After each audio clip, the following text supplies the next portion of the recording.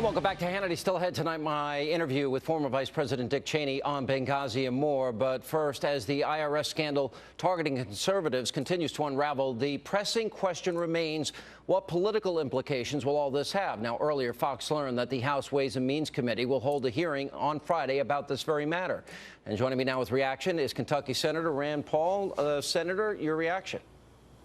Well, you know, tomorrow morning I'll introduce a resolution that says, why don't we fire the IRS agents that abuse their power to target people for their political activities? The president says he's going to do something if they're guilty.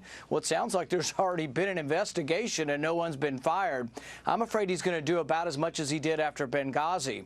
The people who made the decisions not to provide security were transferred temporarily, and they still work for the State Department. No one was fired. So it's a bit of faux outrage, and I wonder, what is the president going to do? So we are going to demand tomorrow in a Senate resolution that says to the president, Mr. President, if someone did this for political reasons, targeted groups, they should be fired. Well, they did do it. I mean, that's the point. It's pretty obvious. They've admitted they did it, and they came clean about it.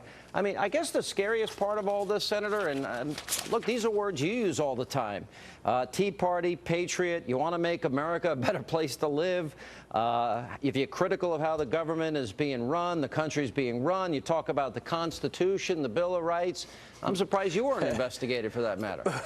Well, yeah, that's a pretty big group of people, those who have been critical of the government.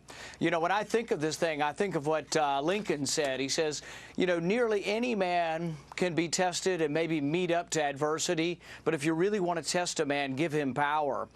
I think in that sense, the president's failing that test of power because he has extraordinary power and he's supposed to be able to be wise enough to restrain himself. But he's using the power of government to investigate his enemies. He's tapping the phones of the press. And it turns out last year he signed legislation that allows him to detain an American without a trial and send them to Guantanamo Bay.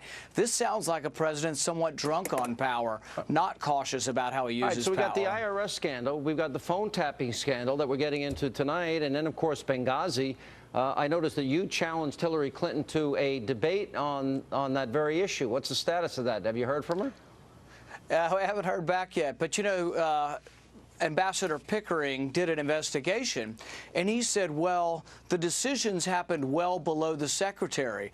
That's precisely my point. The fact that Hillary Clinton was not engaged when they called for help, when they asked for more security from Libya, it went to her underlings, and she's going to let them take the fall.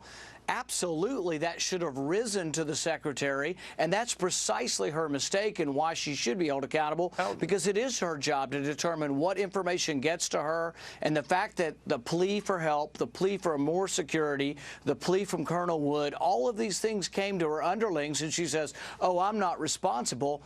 Absolutely, she's responsible for not listening and telling her undersecretaries to give her the information. A lot of press was made about your comment that Obama is working with anti-American globalists plotting against our Constitution. Your friends over at the Washington Post, all the liberals over there, I'm sure would love to hear your response. Well, you know, the one thing they can't get away from is there is a UN small arms treaty. We're not making it up. President Obama has sounded and acted in the UN as if he's supportive.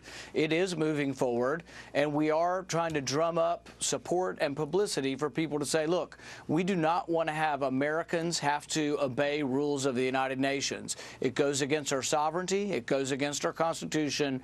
And, you know, they can caterwaul all they want, but I'm going to continue to keep heating it up for them because they need to know that we're going to obey rules passed by Congress, but not rules passed by some international body that has no binding on the American people. All right, I hear you going to Iowa. Should I read anything into you giving big speeches in Iowa and New Hampshire?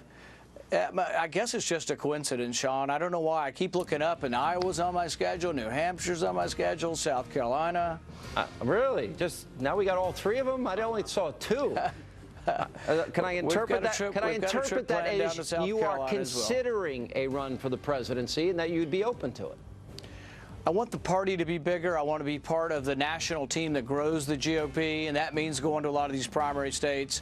What happens beyond that, I don't know. But I will tell you, until we start reaching out to African Americans, to Hispanics, to Asian Americans, and saying we are the party of inclusion, and we are the party that will help you to get to work your way up the socioeconomic ladder, when we convince people in a bigger, broader area, I think we'll begin to win again.